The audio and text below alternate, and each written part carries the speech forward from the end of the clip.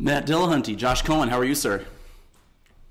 I'm doing well. How are you? I'm doing really well. Thanks for asking. Staying safe out there? Staying at home. Yeah, it's as safe as home is. I hear more accidents happen in the home, so maybe I'm not as safe here. I don't know.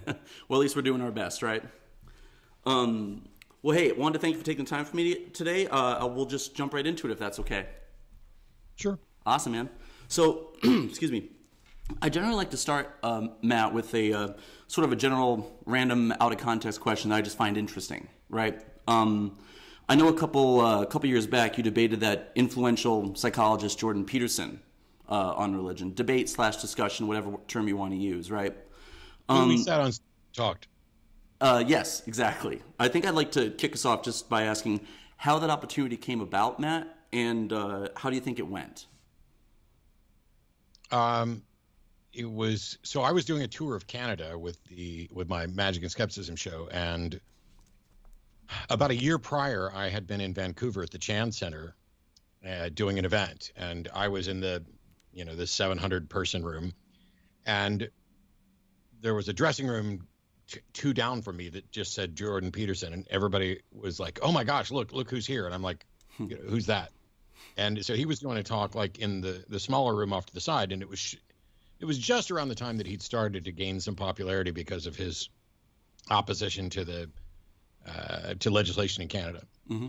And I think because of that, the guy that was doing this promotional tour reached out to them, booked this, and said, "Hey, let's sit down in Toronto, and when Matt's coming through there." So instead of doing the Magic and Skepticism show, we sat down, we did that talk. We actually went to dinner beforehand, and then did the talk, and then haven't heard from him since.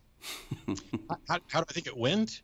I think I exposed some very serious problems with a number of his thoughts, but it was still largely a pleasant conversation. And he agreed at the end of it that he would like to do more of it, but I believe he was talked out of it by his representatives. Ah, damn, that would have been fun to see. No, thanks, Matt. I appreciate that. Now, obviously, you're a well-known atheist, spokesperson, commentator, debater, speaker. I'd be anxious to know, Matt, how do you think you would describe yourself? How can this be the hardest question to answer? Please tell me how you describe yourself. I don't know. It kind of depends on what I'm being asked, but by and large, I am a former Christian, Mm-hmm. current atheist, and an activist, debater, educator, geek, and magician. Done. Beautiful. Hey, how's that for concise, huh? Yeah, I mean, it depends on what the specific focus is, because it could all be accurate. But I mean, like I've said before, skepticism and humanism are the two most important things to me. My atheism is third, even despite that I do almost everything I do has atheist in the label. That's because it's just where I'm focused. But at the end of the day, if someone can demonstrate a God exists and it's consistent with principles of skepticism to believe it, I'll believe it. And also, if that God exists and it turns out that God isn't a humanist, then I don't want anything to do with him. Or they're going to have to come with a really good argument for why there's something wrong with being a humanist.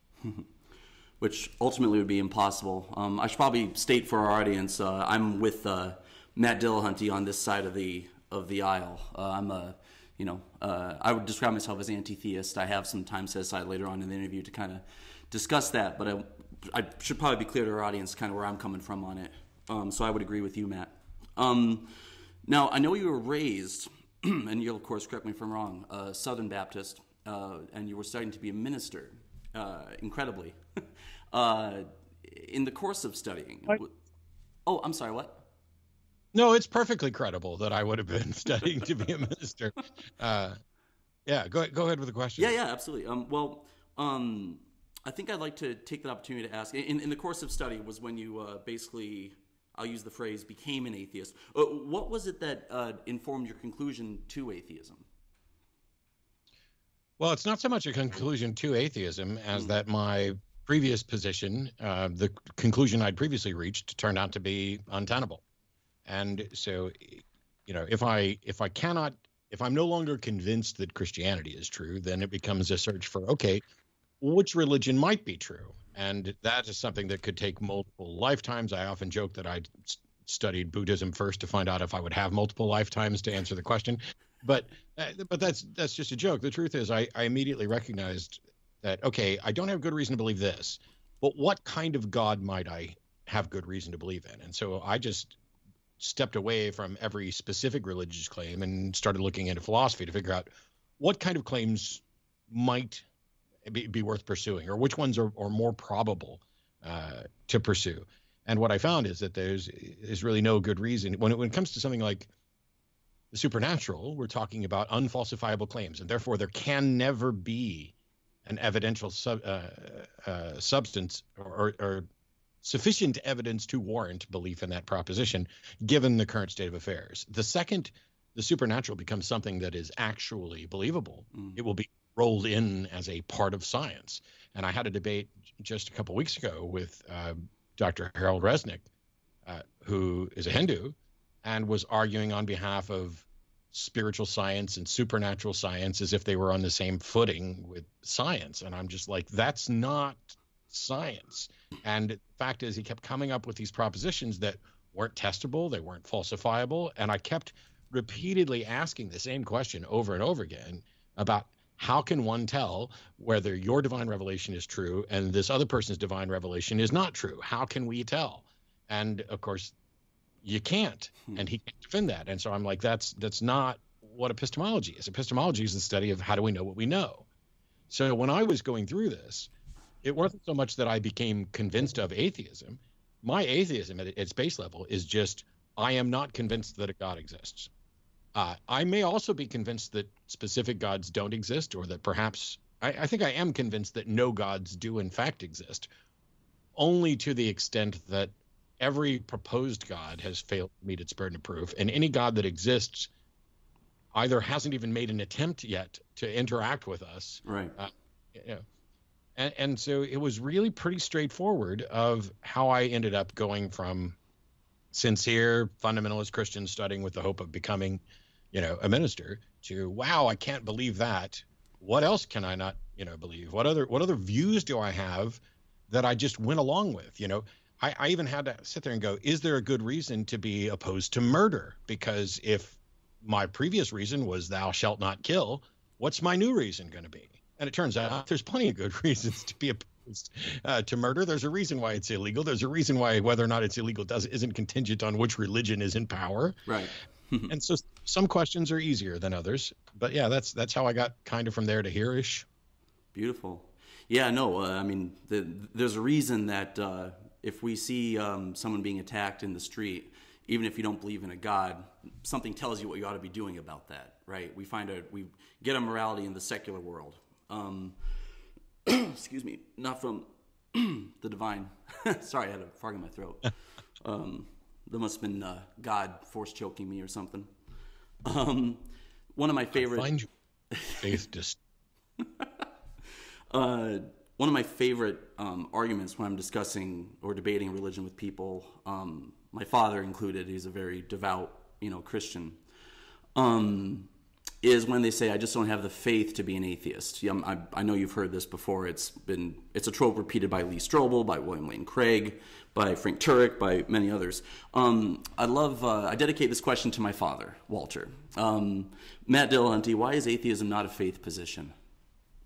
Because you'd have to have a positive belief in order to say that it is justified by faith. First of all, we'd have to define faith. Now, I have a particular definition of faith, which is faith is the excuse people give for believing something when they don't have a good reason. Because if I say, why do you believe this? And you have a good reason, you give me the good reason. And if I say, why do you believe this? And you don't have a good reason, then you say it's a tentative faith. Now, what your dad and others probably mean most often is that it is an exercise of faith, and in this sense, it is confidence in the absence of certainty. The problem is that can only apply to a positive position. So if I were to say, I believe there are no gods, that position may be justified by evidence, or it might be justified by an appeal to faith. In my case, I think it's justified by evidence and argument.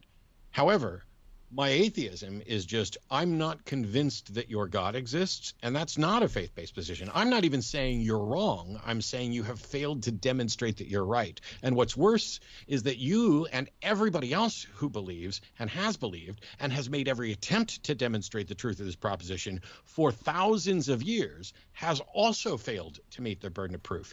And that goes a long way. The argument from divine hiddenness, the notion that the world does not look the way we would expect it to look if in fact there was a God that was interacting with people, and it looks more like if a God either didn't exist or a God is intentionally hiding. Those two scenarios are far more consistent with reality than any proposed God. And so my position is not, I am convinced that you are wrong. It is, I'm not convinced that you're right, and therefore there's no faith required. Understood. Perfect. Yeah, I interviewed someone a few years back who I know will be familiar to you, Dr. Richard Carrier, and I remember he said the same thing to me. The universe looks exactly like it would if there was no creator. Yeah.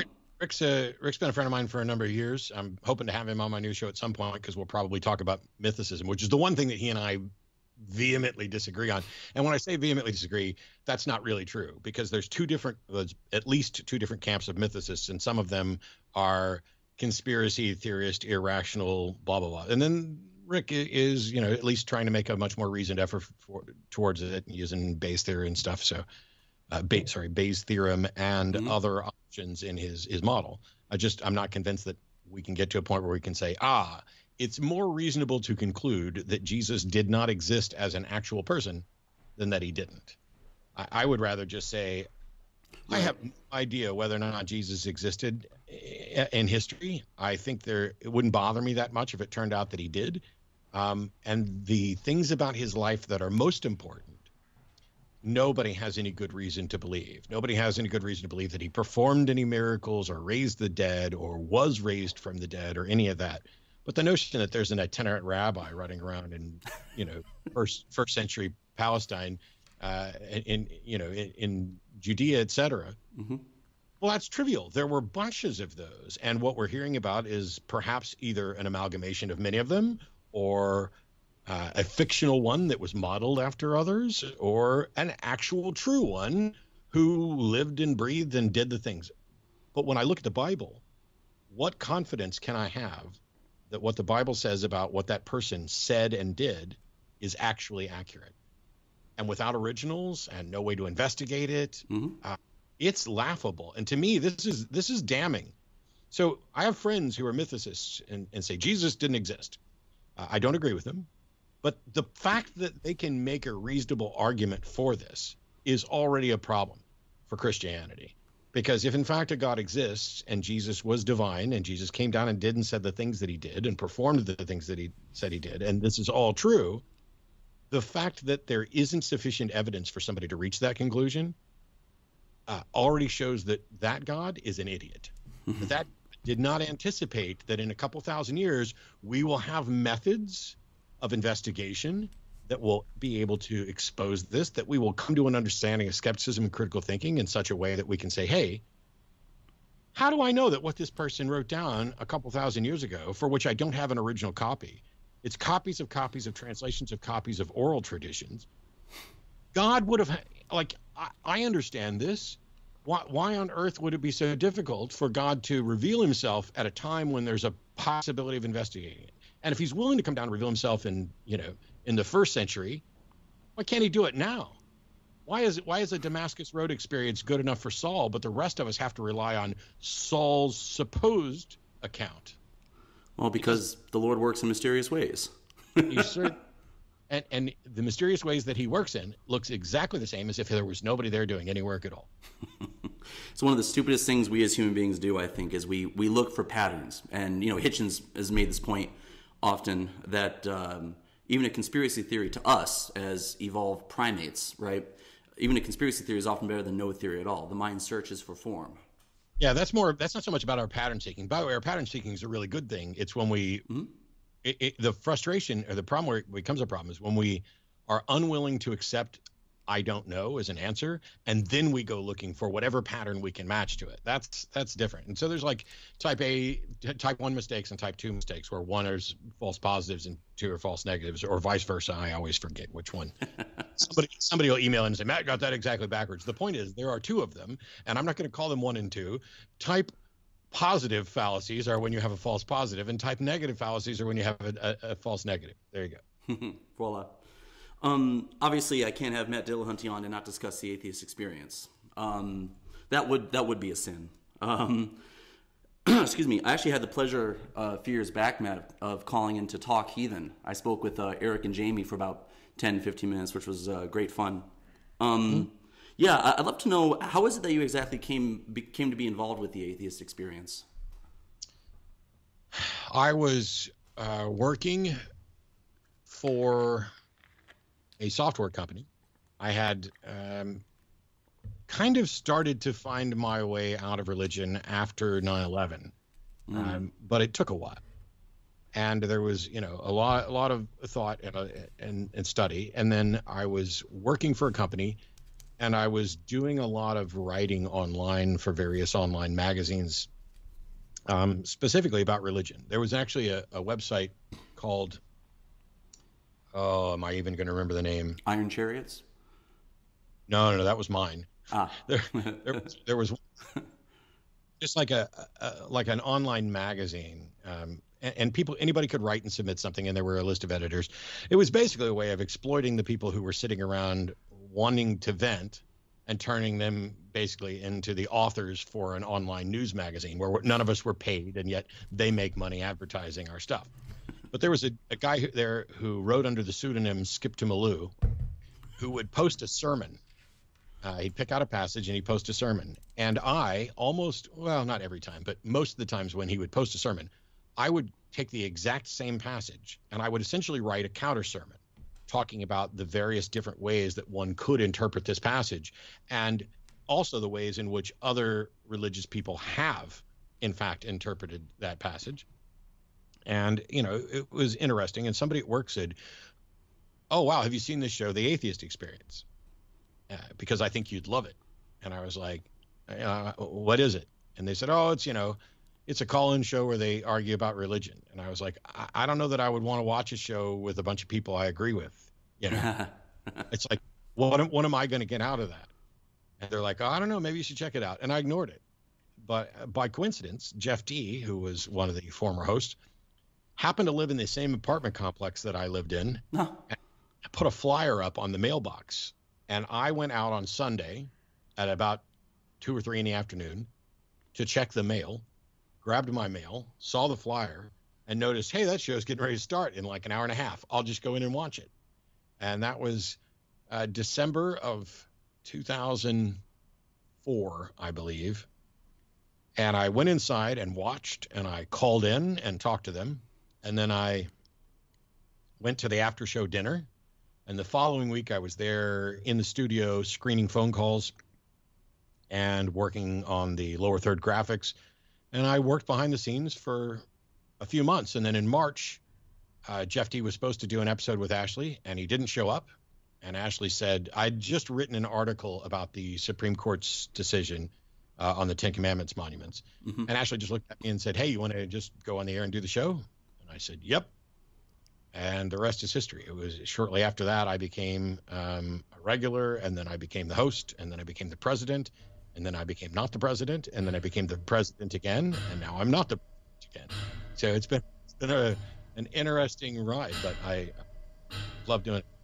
Where's the banging guy? Oh, yeah. The complex where we have our studio has a really weird pipe thing where there's a banging. So if that happens, I apologize for that. That's on our end. because I've got earbuds in, when I heard it, I was like, is that coming from them? Or is there someone downstairs like banging on something in my house and I'm hearing it through here? We have a guy tied up in the basement. He's trying to get out. It's probably Jesus. Let me see. No, brilliant. You know what? No, we'll lead it in this way. How do you feel about the term evangelical atheism? I suppose it's not wholly inaccurate, and I've said before that I don't that the label fits me. Because my mom, God told my mom I was going to be a preacher, and well, she thinks she's right. It's just that I'm preaching for Satan, from her perspective, and I would say that I am in fact a preacher of sorts, and that I am in fact evangelical of sorts. But if anything, I am more of an apologist for skepticism and humanism, and atheism becomes kind of like an ancillary result of that, because I'm an atheist because I'm a skeptic. And because when I evaluate the claims of religions under the guise of skepticism, they do not meet, they do not provide sufficient evidence for belief. And that's it. I'll change my mind on a God the second there's evidence. I don't see how it could be possible for me to change my mind on humanism. So. Right. Understood. Yeah, I get much the same thing. I do actually debates myself in the Minneapolis area on atheism, on the atheist side, I mean to say. And yeah, I'm always accused of being militant and evangelical, and I always say, well, I'm no more militant, no more evangelical than my opponent. I'm just on the other side. What's wrong with that? It's weird because militant takes on another. So first of all, evangelical atheist, okay, I'll own it. Militant atheist, I won't. And it's because this notion of militancy sort of suggests that I forcibly remove people's religion. Right. And I would never support legislation that would deprive someone of the right to believe as their conscience dictates, and the right to act and worship as their conscience dictates. The only time I'm in agreement with Madison that the only time the should have anything to say about religion is when one person's religious views come in conflict with another's. Outside of that, go do the things that you want to do. But it's only when your religion starts to encroach on other people's rights that we have any legitimate kind of say in that. Right. And so if there was legislation that said we're going to make it illegal to hold this religious belief, I would stand in opposition to it. On the other hand, there are some facets of some religions that I think should be illegal. Like I'm opposed to routine infant circumcision. I think that should be illegal. It's a violation of the bodily autonomy of the individual. There's no reason not to wait. The same thing with female genital mutilation. The same thing with forced or compliant wearing of hijab and other things like that. I don't know how you get to a point where you can say, I am truly wearing this of my own volition, as long as there are consequences to not doing it. And so I think there's an onus to step in and protect. But by and large, if your religion requires you to pray 20 times a day and to not eat mushrooms or to eat only special mushrooms, I generally don't care, as long as you are not impacting or jeopardizing somebody else's rights, health, or happiness. Well, happiness we may have to exclude, because if somebody's there's plenty of people who are unhappy that I am an atheist and speaking out. As a matter of fact, I'm currently in an argument with a Muslim imam with over 1 million followers on Facebook, who wrote an article about the beheading that took place in France just the other day. And while he denounces it, he does that in like a sentence or two. And the rest of it is a whole bunch of whataboutism and reminders that, like looking at this random act is not stemming from a classical ruling on blasphemy. Such provocations against our religion and prophet have happened constantly. Rarely have they met with such violence. This act needs to be understood in the broader socio-political framework of French Muslims versus the French establishment. The visceral anger and rage that causes, and it keeps going and going and going. And I'm like, I wrote, my post was very clear. Someone murdered someone for offending them, period. You can find out all sorts of nuance and encouragement to see it from many sides. But at the end of the day, someone brutally slaughtered someone because they were offended on behalf of their religion. And there's a whole lot more that I wrote there. But the replies, which now my response has almost as many replies as his entire article. And it's a whole bunch of name calling and whataboutism, oh, murder's wrong. Why are you here objecting to this murder when the state of Texas has killed so many people? I'm like, it's literally whataboutism. What about this? What about this? What about this? And it's like 16,000 a year on average and 300 deaths a year. And I'm like, did I say I was in favor? You know nothing about me other than I objected to this killing and objected to making softballing this thing, because this isn't the first time. This started today because a Muslim author in London, a guy by the name of Roshan Salih, who writes for like a Five Pillars site, tweeted out today that Charlie Hebdo must be shut down immediately by French authorities. This racist Islamophobic rag is causing communities' relations to completely break down with its repeated provocations. They are literally crying fire in a crowded theater. Freedom of speech isn't worth a civil war. Now, set aside the fact that he used literally wrong, which already pisses me off. Yeah. Set aside the fact that I actually do think freedom of speech is not only worth a civil war, I think it's worth a revolution, and I think it's the reason, one of the key reasons why we have the country that I live in. But it's really disgusting to me that he doesn't understand the value of free speech that he's exercising at the moment. Because what he's saying is murder is a viable method for shutting down contentious speech, and he should be running around thrilled that no one is killing him for suggesting that killing people to silence them is a good course of action. The irony of not recognizing that is baffling to me, and this is my daily life. No, it's absolutely disgraceful. I'm a free speech absolutist myself. I can't help but notice that the religions that claim themselves as the most tolerant and the most understanding and etc. seem to be the ones where all the violence comes from. On the idea of the Prophet Muhammad, I think that ideology is so ridiculous you can even publish a cartoon about it, or you can blaspheme it to, air quotes here, in a novel. Nothing's above satire. Yeah, no, I there's no sacred cows with that, but it's really strange because literally 5 days ago, I was threatened in an email by a Muslim with physical violence. Now, there are a handful of individuals. Some are Muslims, some are Catholics, some are of religions that I'm not completely clear about, but they are of some Christian religion, who have been attacking people in the atheist community. And because of that, I've been contacted by the FBI regard to some things. And so this individual sent me an email that just said, Matt, you're a coward. If I see you, I will break your nose. Now, this was because he had emailed us. He had called into the show when Jenna and I were on. We talked a little bit about his beliefs. He was not happy with the way it went. Tried to send a personal message to Jenna suggesting that, Jenna, you have offended our holy book. That is not nice of you. The Quran to us is more valuable than our lives. I would like to invite you to read this important book. And he links a book on Amazon. And then he said, education is important, so read it if you still have 1% sincerity in you. Now, first of all, Jenna is one of the most sincere people on the planet. So questioning her sincerity is beyond disgusting. But he also says, our greeting is peace, but you don't deserve it. And when I called him out for this, by the way, as a Muslim living in the Netherlands, when I called him out for this and told him, when you write someone to tell them that they offended a book, you look really pathetic because a book cannot feel offended. The truth is you were offended, and next time you should just own that. But, and I don't know what language you do or don't want in here, but I will read the portion and you can bleep it on out. Have at it.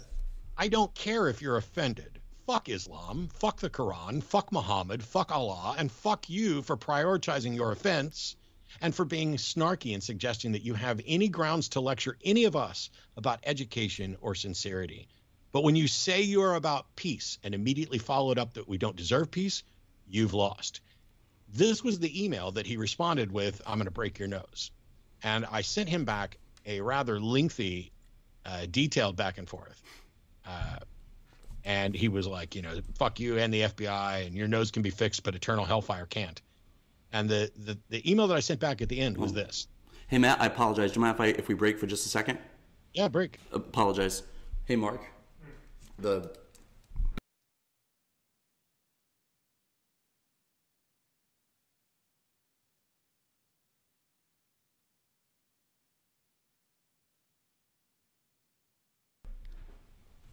Okay, Matt, can you hear me still? Yeah. All right, apologize for that. We had a weird power issue here. Go ahead. Of course. Yeah, I saw some dimming of light or something over there for a second. But I'm not going to read the whole email that I sent back to him, but I basically sent back something that said, look, I don't need to read your book. You've already determined that you're not a thinker, that you're someone who just threatens. You're someone who deserves pity. You're afraid of a fictional hell and you're threatening me with it. You're making excuses for a deity that you can't demonstrate. And then you threaten violence. I don't think I have anything to learn from you. And here's the problem.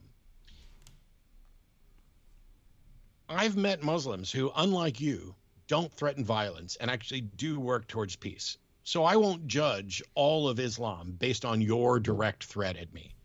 But you should know that others probably will. And they'll just use your threats as a way of saying, look, they claim to be a religion of peace, but they'll threaten violence after a single email response that they don't like. I've never threatened violence against anybody, or at least I don't recall. I won't say never, because it's possible that I've threatened to kick somebody's ass at some point, you know, in the heat of the moment. But never in any sort of intellectual interaction have I gone to the, I'll mess you up. That's just not real. And so I said, if your religion is truly peaceful, then you're a shitty example for it. Yes. But I think the truth is that your religion is not about peace, and neither are you. You just want to act like you are, and you want to act like you're one of the good guys when you're really just terrified child forced into constant prayer and servility, and it shows when you threaten me with physical violence. You're the reason Sam Harris has to travel with armed guards. You're the reason Salman Rushdie lives in exile. You're the reason, or lived in exile. You're the reason people fear and despise Muslims. You're the reason event organizers have to pay more money for insurance when atheists like Ayaan Hirsi Ali and Sarah Haider and Mariam Namazi and Faisal Saeed al-Muhtar and other ex-Muslims speak. And by the way, those aren't just my friends, because I don't really care for Ayaan Hirsi Ali much at all. But yeah, you know, I work with them. Your religion is vile. Your fear isn't your own fault. That's something they did to you. Your parents and your imams and the Muslims who surrounded you reinforced delusions of fears. But the good news is you don't have to live this way. You don't have to live in fear. You don't have to hold views that you can't defend with reason. You don't have to threaten people with physical violence. You can do and be better. And if you want to do that, I'm open to having a conversation. And if you don't bother emailing me again, because I'll just forward it to the authorities. And I have never heard from him again. Damn. I love it. Thanks, Matt. I'd like to bring it back slightly to the atheist experience. The reason I wanted to ask earlier about the idea of the evangelical atheist, a term, by the way, I actually like. I think it's actually ironic and a little funny. I have a big problem with it, you know. Yeah. Let me see. My dad wanted me to ask you, on the topic of evangelical atheism, why do you think an atheist call-in show is so important? Why? What merits the existence of it? You have my father Walter to thank for that one. What merits the existence of a show that takes calls to have conversations with people who are cocksure that they're right and yet never able to demonstrate it, when the overwhelming majority of people in my country and around the world share their views and vote and enact legislation on the rest of us based on those views? Why on earth would anybody? Here's a better question. Why do we need 500 million fucking preachers on TV? And if that's the case, if we have multiple networks dedicated to one religion and additional networks dedicated to another, and I have one show that I do Sundays from 4:30 to 6 where I take calls and actually interact with the people who disagree with me, which is the exact opposite of every other show. And yet you're going to ask me, what justification do I have for my show? Get fucked. Sorry to talk to your dad that way, but it's absolutely ridiculous, because we have all of this religion, you know, we're soaking in it. Yeah. It's never challenged. And we put up a show that says, call in and tell us why you're right. Mm-hmm. Tell us what you believe and why you think we should believe it. And I've been hosting it for 15 years. And to date, we don't have, and not that this is surprising, 15 years is a drop in the bucket, considering the thousands of years that we've had these conversations. We have zero evidence that any religion is true or good, or that it's beneficial. By the way, the United States is not a Christian nation. No, it's not. Secular, with a secular constitution. And yet we are flooded with religion, and yet we put up an atheist show saying, hey, come tell us why you're right. And they keep failing, and yet people are asking, you know, essentially, what right do I have to put on a show? I tell you what, it's essential. I'm working my ass off to counter 10 pounds of bullshit in a 5-pound bag that is the United States, and yet somehow, what reason would you have to put on a show like this? I don't know. It reminds me of a Bill Hicks bit where he's sitting in a Waffle House. He's reading a book, and the waitress comes up and says, "What are you reading for?" And he's like, "Not what are you reading, but what are you reading for?" And he's like, "I think I'm reading so I don't become a Waffle House waitress." I like Not that. that there's anything wrong with a Waffle House waitress, but that joke reminds me of the same thing, because like, why are you standing up in opposition to all of this religiosity? Does it demonstrate that it's true? Mm-hmm. And I have to live under the regime that it imparts upon people? You know, when they vote and it determines who I can marry, who I can't marry, what I can do with my own body, what I can say, what I can do. It is essential, and there should be more shows like this. But I got pretty good job security. Voila. Well, take that, Dad. Let me see. Obviously, you've been on the show, Matt, for many years thus far. I'm curious, do you have a favorite or most memorable call-in that happened? One that springs to mind for you? No, and I honestly, so I stream live on Twitch quite frequently, and one of the things that happens is people show up and they'll start asking me questions, and one of the most common questions that people ask is, "What's your favorite X?" And it doesn't matter if they're asking me about games or whatever. It's very difficult. I don't necessarily know that I have too many favorites, and it can change day to day. I don't have a favorite band.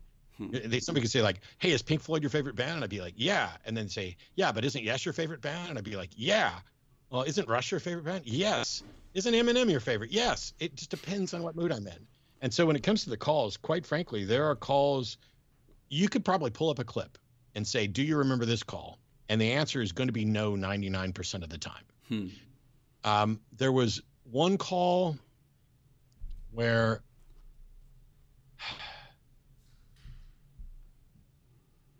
somebody talked about what wakes you up in the morning, and I think we talked about an alarm clock, and that they were convinced that God woke them up in the morning, and that if they ever became convinced that there wasn't a God to wake them up in the morning, they would not have the will to continue living. And I respond to that talking about how absolutely saddening that was, that you feel that the entirety of life, everything there is to learn, to explore, to enjoy, would not be worth pursuing if it weren't also true that there was a God who made sure they got up in the morning. It reminds me, I think I'm going to forget who the quote's from, and I'll just butcher it. It's like looking at a beautiful flower and saying, "That flower is gorgeous, but if it wasn't made by a God specifically to be gorgeous, that's not enough for me." And it's just strange to me. You know, it's like the pinnacle of arrogance and self-importance, that here is all of this reality to explore and discover and appreciate. And if you look at something and you're like, "Oh, I think this was all created with me in mind by the founder of the universe. And if I find out that that's not true, it's no longer beautiful. It's no longer worth my time." I can't think in terms like that. Nihilistic and solipsistic. Do you ever, question just kind of actually occurred to me, Matt. I'd love to get your thoughts on. Do you ever get nervous when you go live No. on the Atheist? Don't get nervous? I don't get nervous anywhere anymore. Early on, when I first took over as president of the ACA, and I was not. So the biggest reason that I didn't want to become a preacher when I was a teenager, even though that's what I thought and my parents thought and my church thought God wanted me to do, is I was terrified of public speaking. I had done magic. I'd been a magician since I was a kid. I would get nervous performing.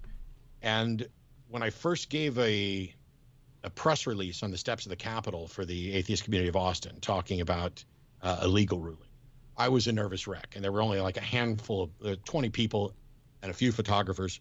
That was it. And I was nervous. Then I started actually talking, and I gave a number of lectures to the ACA, and I gave more and more lectures. And eventually I got to the point where the only time I was nervous is if I was doing a magic show and I was debuting a new effect. Because if it's something that I've done for 40 years, there's nothing to be nervous about. And if you've, practiced and prepared, and then there's nothing to be nervous about there.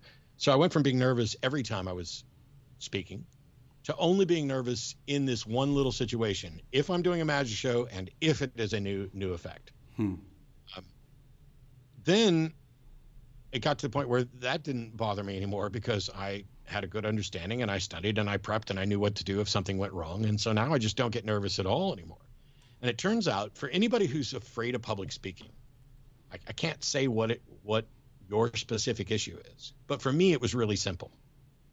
If you go out there with the understanding that there are going to be people who like you and people who don't, and that you may or may not change anybody's mind, and that if you just go out as yourself, talk about what you know, don't pretend to know things that you don't know, there's absolutely nothing to be scared of, because anybody who's going to, if you're willing to acknowledge, oh, wow, I was wrong. I made a mistake there. This is not the way things. If that's the case, what is there to be afraid of?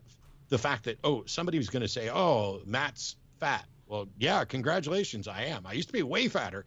And there were people who'd call the show and they'd be like, you're bald and fat. And I'm like, don't tell me something I don't know. I really shaved my head right before we came on here, and you're calling to call me bald. I mean, I grew this body after 8 years in the Navy all the way up to 270 pounds. I'm back down around 200 now, but I was up around 270.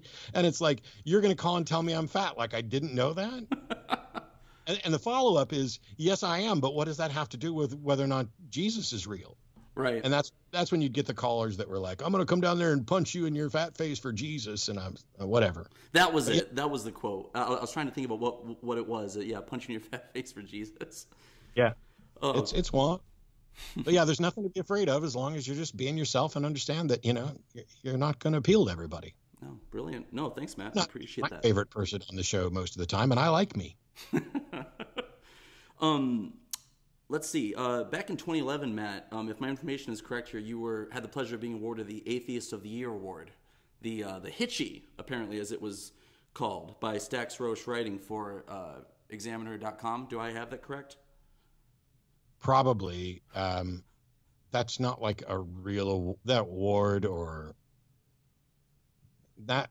That's just some dude that was looking for attention for his website who created an award. Oh, okay. I was going to ask you what that experience was like. It was annoying. I have nothing to do with the individual anymore. It was basically that there's a lot of people who it's like, and actually this just happened. There was a convention in the UK where they called me to say, you've been nominated for this award. We'd like for you to share this and get your fans to come vote on this. And I was like, first of all, I'm not interested in popularity contests. Second of all, you're not fooling anybody. You want people to promote your conference. And so you found a way to do it, which is we're going to have a big vote on who's the Atheist of the Year, as if I give a crap. Right. And they're like, no, somebody else nominated you. And, you could actually win this. And I'm like, I do not want to be considered. Because also the organizers of this conference had said and done some terrible things, and I didn't want to be associated with them in the first place. So I've received 2 awards that I know of, which I am actually proud of in the entire time I've been involved in the movement. One of them isn't even an award. It was just a plaque noting that I was president of the Atheist Community of Austin from 2006 through 2013. So basically 7 years. Mm-hmm. And then, of course, I was for the last year and a half until a couple weeks ago again. But that plaque meant something because I was the first president of the ACA, even though the group had existed prior. And I worked really hard to make sure that the group grew and that it was, a proper community. Some other people came along afterwards and made some additional changes. Many of them were great improvements. A couple of them weren't. The only other award that I've ever received came from the Freethinkers Association of Central Texas. And it's a proper plaque. It is the Catherine Farringer Award. Catherine was a contemporary of Madalyn Murray O'Hair, who both of them, Madalyn was in Austin, Catherine was in San Antonio, and they were using public access to reach people. Madalyn, of course, became the most hated woman in America. And I have some of my friends were friends with Madeline, and I really I regret the fact that she and I never got to meet or have a conversation. But she was dead before I was even an atheist. But the people who know us both say that we would have gotten along really well, and we would have fought like cats and dogs on occasion. Catherine Farringer was a completely different person. She was just a humanist and skeptic sitting on public access, having those conversations and promoting free thought. I am the first and I think only recipient of the Catherine Farringer Award from Free Thinkers Association of Central Texas. And I'm proud of the award because it's specifically in recognition of what I've done with the atheist experience. It's for accomplishments in media, I guess. Is sure. And I'm proud of it. And even if they only made up the award that day to give to me and they never give it to anybody else, I'm proud of that one. Unlike, that thing with Stax is not worth getting into. Fair enough. No, that's interesting, man. I appreciate that. I'd love to move on to the people that have inspired your, let's be slightly euphemistic for a moment and call it perhaps atheist philosophy, right? I had the incredible honor of interviewing Christopher Hitchens' brother, Peter Hitchens, on the podcast a few years back, which was a lot of fun. Hitchens has been one of my own personal great inspirations. The Portable Atheist, which he edited, and of course, God Is Not Great are mainstays for me. Excuse me. I'm curious, who among the atheist philosophers or the new atheist movement have inspired you, if any?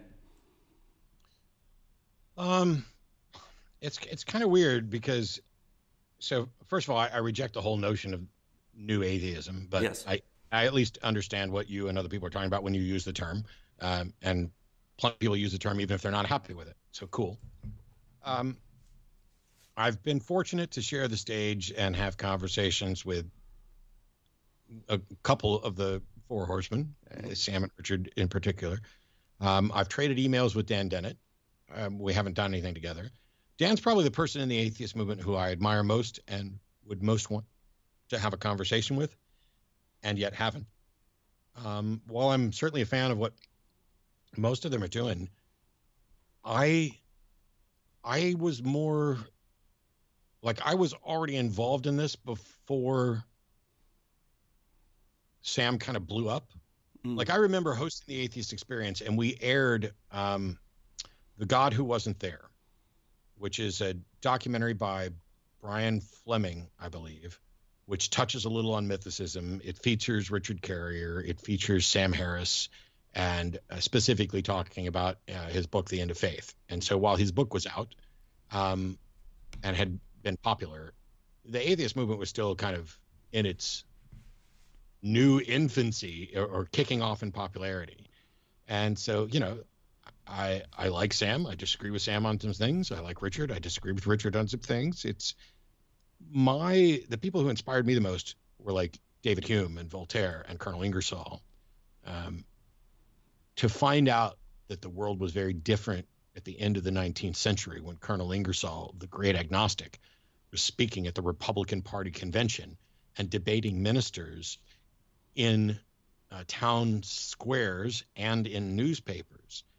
And then to have us take a monumental step backwards, particularly in 1954, 55, and 56, when the McCarthy era stuff came in and we changed the Pledge of Allegiance and we added one nation under God to all of our money. And we continued this notion that talking about politics and religion was something that decent people didn't bother doing.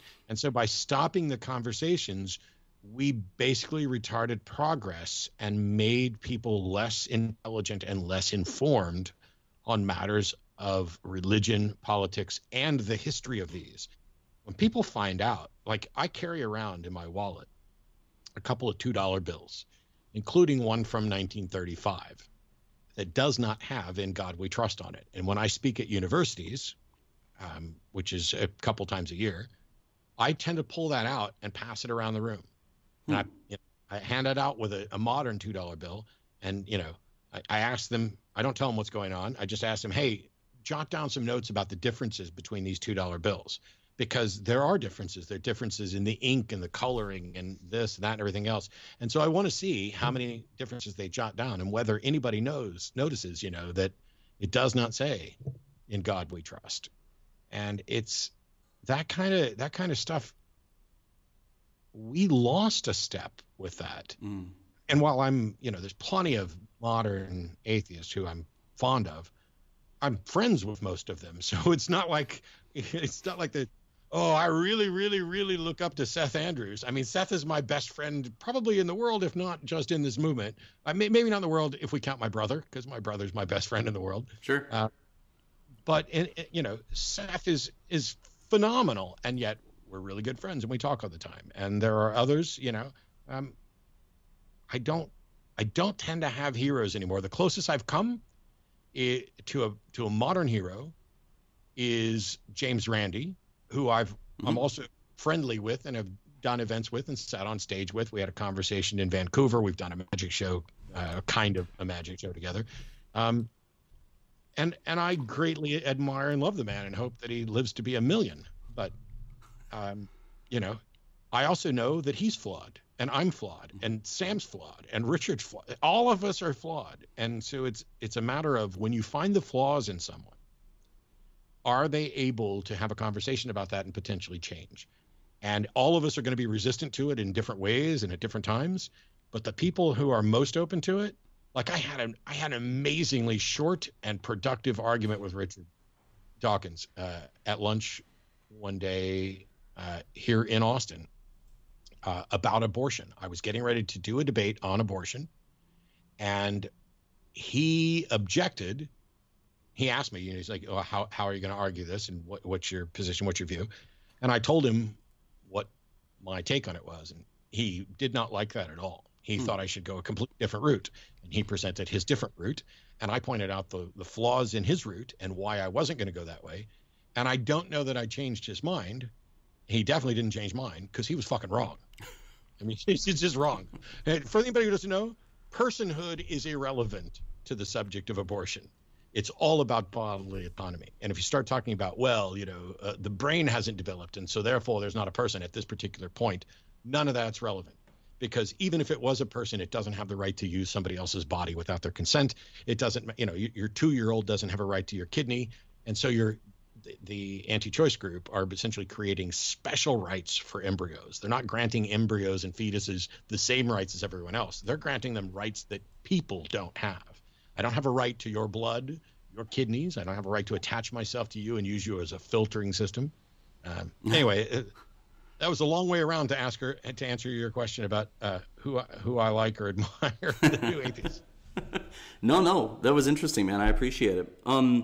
I want to get on to the subject of debate. Excuse me. How did How did you start your career as a debater of atheism? No, phrase it this way. How does one become a professional debater of atheism? I have no idea. I'm not even convinced there is such a thing. Yes, I've been doing it for a number of years. Yes, I do get paid to do debates. Debates are not my primary source of income. They never have been. The Atheist Debates Project, the series of videos that I do about debating, that is, in fact, my primary source of income and has been for the past few years. I was doing a live call-in show, and some people started reaching out to me saying, "Hey, would you like to do a formal public debate?" And I was like, yeah, and I don't have a lot of experience. I took one debating class when I was like in 8th grade, and I was really sheltered and not very, don't get me wrong, I was bright, but I was assigned to debate abortion and to debate the pro-choice side, and I was a fundamentalist Christian. And so I went back to the class and brought my parents with me, and my parents said, basically, hey, we don't want him to defend it, because if he convinces some. When I took that debate class, I went back in because I'd been assigned to debate abortion on the pro-choice side, and my parents basically went in and talked to my teacher and said, hey, it's against our religion, and so if he were to convince someone to do this, we weren't Catholic, so it wouldn't have been like a mortal sin or something, but it would have been, I'm responsible for something that I find to be murder and in opposition to my religion. And so the teacher suggested that instead of doing that, we debate euthanasia. And I'd never heard the term, so for me it was youth, as in young people, in Asia. Now, I have no idea how I prepared for this debate or what I actually said, because I don't remember it. It was probably an absolute train wreck. But when somebody asked me finally, after hosting Atheist Experience for a while, hey, would you do a public formal debate? I said, yeah. And what I found is that I showed up for the first debate that I ever did. The first big public debate was at UMBC in Baltimore against Father Hans Jacobsi on morality. And I prepped like a madman. I had notes for days. I had an opening statement. I had a closing statement. I had prepared responses to various things. And it was the weirdest experience of my life at that moment, because through the entire debate, he kept agreeing with me. The whole thing was, can you reach proper moral conclusions based on purely secular reasoning? And throughout the entire debate, he agreed with me every time and was like, hey, Matt seems like the kind of guy me and Matt could go out and have a beer. And of course you can get to the right answer by purely secular means. I wouldn't have suggested otherwise, blah, blah, blah, blah, blah, blah, blah, blah, blah. And then we get to the closing remarks after he spent the entire debate agreeing with me. And he gets to close after me. And I kid you not, go find the debate. It's like a Jekyll and Hyde moment, unlike anything you've ever seen. Because this guy who wanted to have a beer with me and who agreed with me stood up and started talking about Nazis and gulags and pornography and how secularism necessarily leads to those things. And I'm just sitting there going, I am crushed at this moment, because I know I'm not going to get to respond to that. And I'm sitting here going, is this what big debates are actually about? That you can have this back and forth discussion, have someone agree with you, and because they get to go last, they get to say whatever batshittery pops into their head, and we just leave it like that? Well, luckily there was a Q&A after the closing remarks. And during the Q&A, I hope I find this person. I owe them a drink. There's a gentleman that got up and asked a question, and I don't know how they phrased it, but the question was essentially, hey, can you tell us what you thought of his closing remarks? And I was like, hooray, now I get to address his closing because the question was asked. It was so obvious this guy got it. And then the next day there was an interview that Father Jacobsi did on an Orthodox podcast where they were talking about the debate. And the woman who was interviewing him was basically like, I was at the debate last night, and it seemed like Matt had never spent any time at all thinking about morality. You seemed to know it all and caught him off guard with every question you asked. And Father Jacobsi was like, yes, I understand that, blah, blah, blah. And I'm sitting here going, that is not remotely what happened. And it's, but I think they know that their audience on that podcast is not going to go listen to that debate. And if they do, they're going to go into it with the well already being poisoned, and they're going to hear anything and everything that Father Jacobsi says as if it were real and just, right, true. And me, I'm just the heathen. And that first debate was eye-opening for me. So the advice I give to people, if you want to get into that, know what you're getting into. And know, first of all, that debate is primarily theater. That the truths of the world are not determined by debate. Debating is this process that we go through. It is about being persuasive. It is about making a connection with the audience. I love Richard Dawkins. There are people who want to debate Richard who should debate me instead, because I'm a former Southern Baptist. I'm not.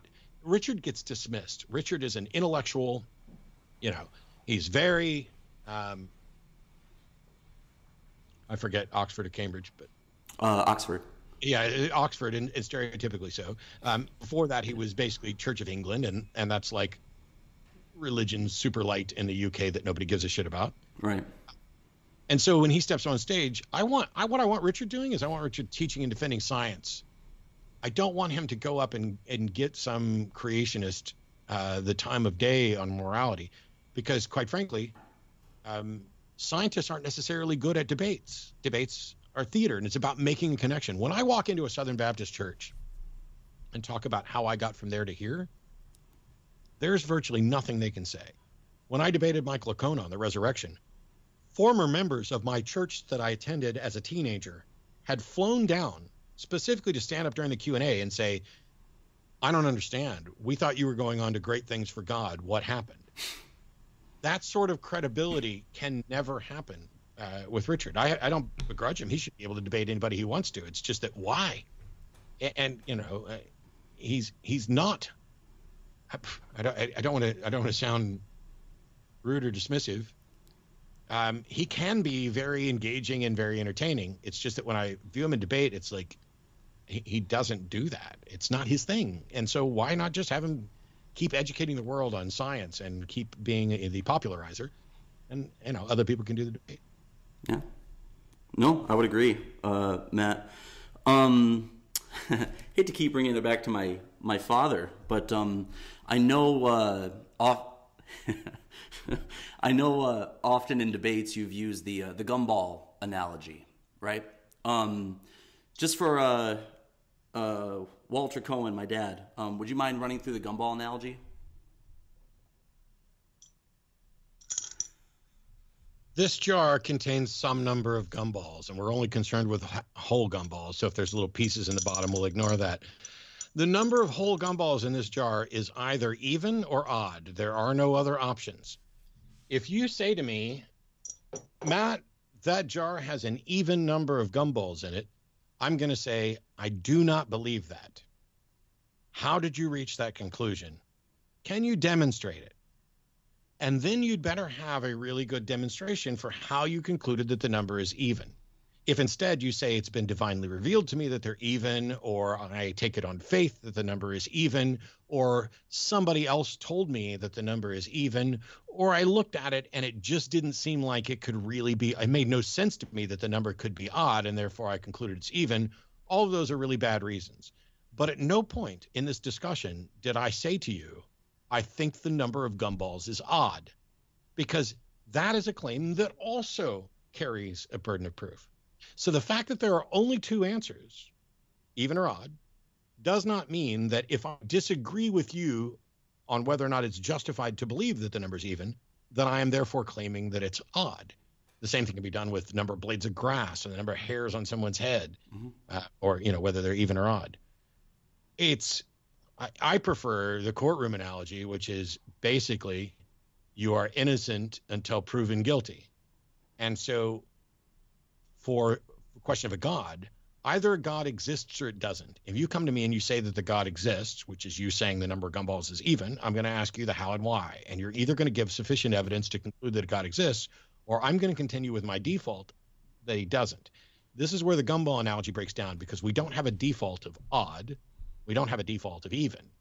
However, in the courtroom analogy, we do have a default, which is you are presumed innocent, not actually innocent, but presumed innocent until demonstrated to be guilty. So God is being accused of existing, and I am granting God innocence of existing until somebody demonstrates that he actually is guilty. So the gumball analogy works for the people who are like, well, I told you there was a God, and you're saying, no, there isn't. That's the even or odd. Right. The courtroom analogy is more about I'm not convinced. And the bubblegum analogy works because we know that just because something has two answers doesn't mean that if you assert one, that we have any reason to believe that yours is right, and that me not accepting your assertion is not me also accepting the opposite. Yeah, beautiful.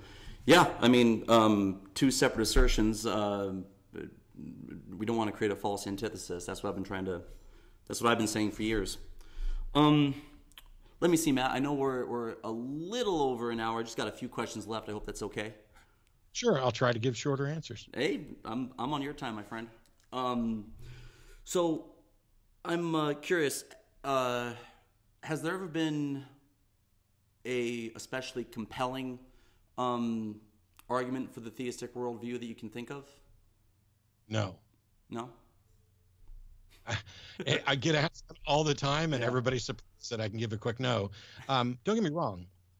I understand why some arguments are appealing to people. Fine tuning. I understand if fine tuning. I understand why that is. I understand why first cause arguments are like that.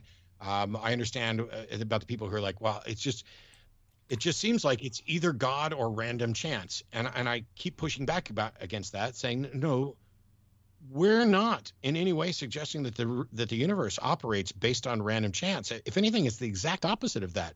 That occasional randomness is filtered through a rigid structure of normality and non-randomness.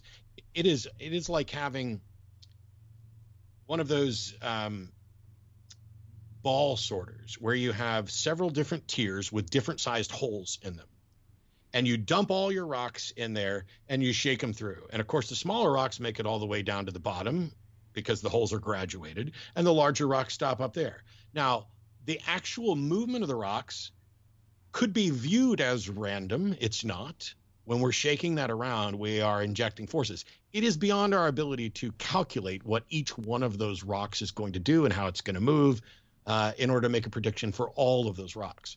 But we can still make predictions about what will happen to the whole, to the system. And that is the rocks will, generally speaking, filter themselves by size in that contraption.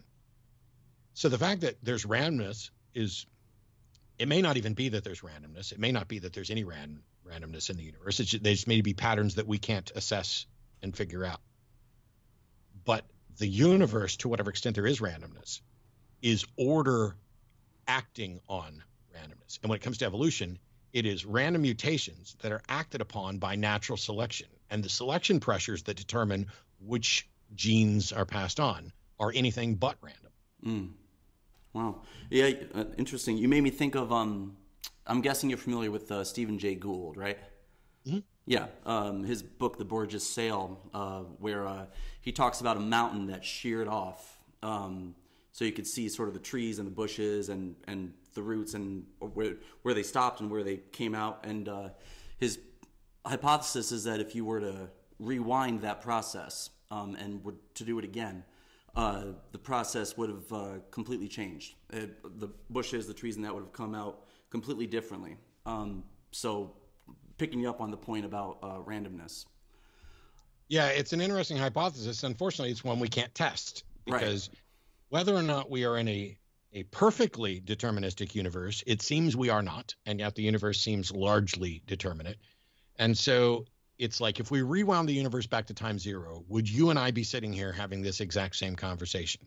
And I have to conclude that it's at least likely that we would, because I'm not convinced that there is any actual randomness, that the randomness we perceive as noise in the system may also be deterministic. And it's just, like patterns that we can't see. Mm-hmm. And the person who thinks that if we rewound, things could go differently, which is what they're trying to do when they talk about free will, the notion that I could have done otherwise. Even if you were to show that things could have worked out differently through randomness, that still doesn't mean that randomness rises to the level of becoming what they want to call free will. And so, that version of free will, I wholeheartedly reject, the libertarian notion. Interesting. No, thanks, Matt. Now, obviously, you've been mentioned Gould. Oh, go ahead. No, I was going to say, when you mentioned Gould, I thought you were going to go to non-overlapping magisteria. Oh yeah, so that's what they all do, though. That's boring, right? So, Matt, obviously, you've been interviewed, many times over the years. I'm curious, has there ever been a question that hasn't been asked of you that you wish someone would ask? I don't think so. I mean, there probably are questions that I wish someone would ask. It's just I don't know what they are, and I'm not.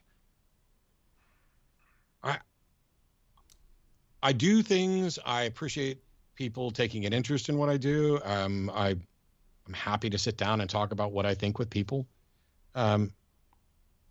I'm not as interested in me to where it's like, why wouldn't anybody ever ask me this question? You're like, what? And it's because the questions that they would ask me that might fit that would be questions about me. And I'm not I'm not interested in questions about me. I know me.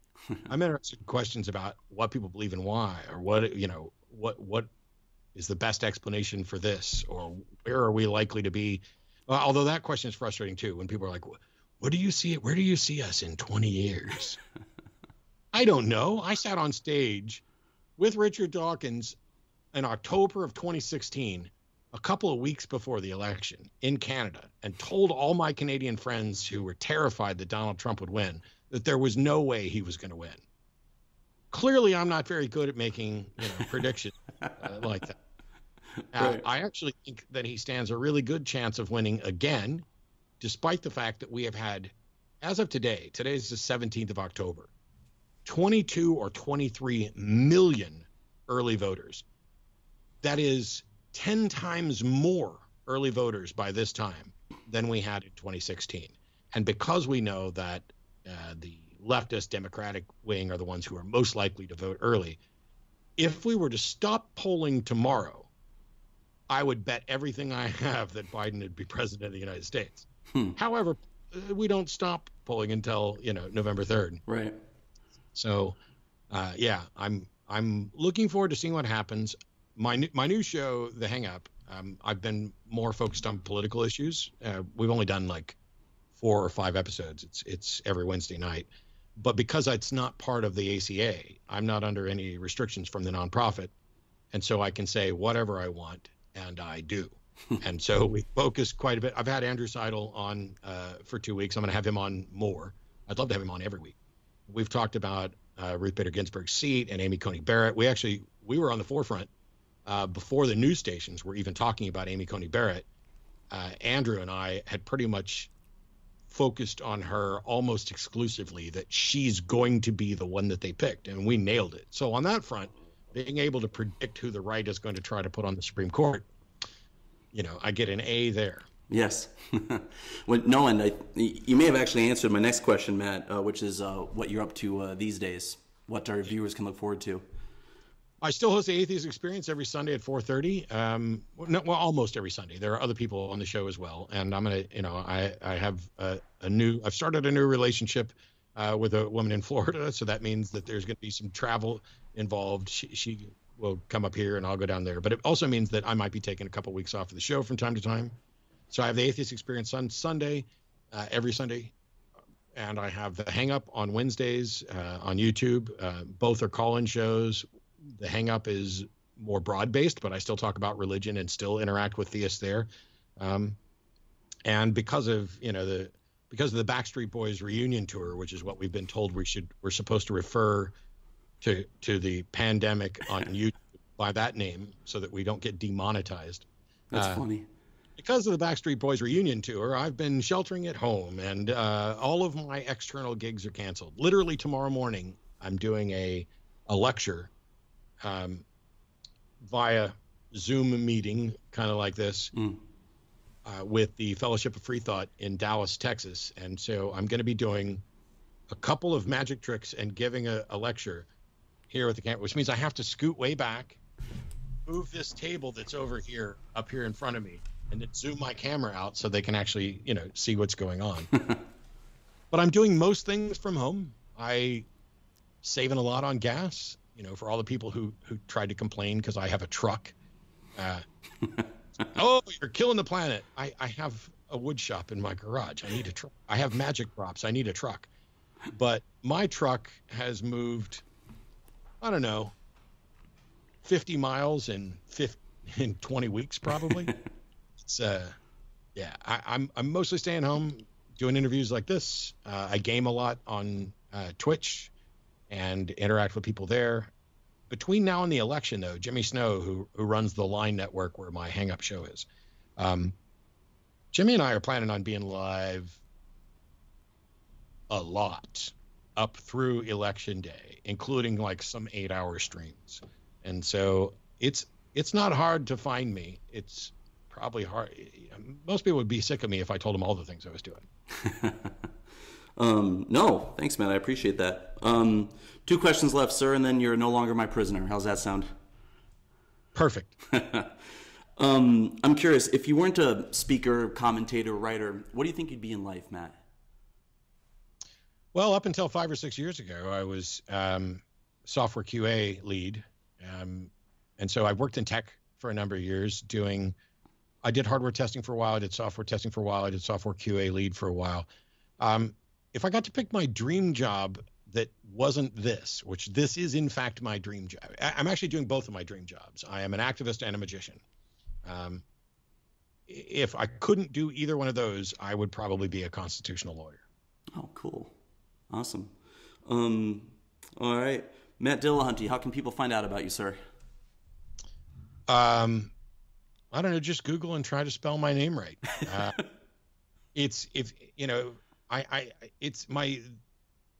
finding me on the different sides is often difficult. So it's like twitch.tv/Matt Dillahunty, but on YouTube it's Sans Deity. And I don't know. There's a page on me on Wikipedia. It might have some links there, but by and large, you can just Google atheist Matt, and I'm pretty sure the rest of it will fill in with my name. On YouTube, the Atheist Debates Patreon project. So you can go to patreon.com/atheist debates. That's how I make most of my living. So if you're the type of person who wants to support the efforts, where I post my debates there, I post reviews of those debates, I post videos about various arguments. I'm getting ready in next week to do 2 different videos on epistemology, because the debate that I had on epistemology turned out to not really address that. So I have all of that work done. I'm doing a debate next Friday, so there'll be some debate prep for that. It's the Atheist Debates Project, Twitch, the Atheist Community of Austin, Atheist Experience TV show, and the Hang Up. It's all there. I don't have handy. I should have, like, once upon a time I had mattdillahunty.com and all of that went there, but I've got a dispute with the person who previously ran it. So for now, it's just Google me. Excellent. Voila. Matt Dillahunty, that's all I have for you, sir. All right. Thanks, John. Yeah, absolutely, Matt. I really appreciate taking the time, and we'll get this published and get it up, and I'll be sure to send you a link as well. Okay? Absolutely, I appreciate it. Thanks, Matt. You take care. You too.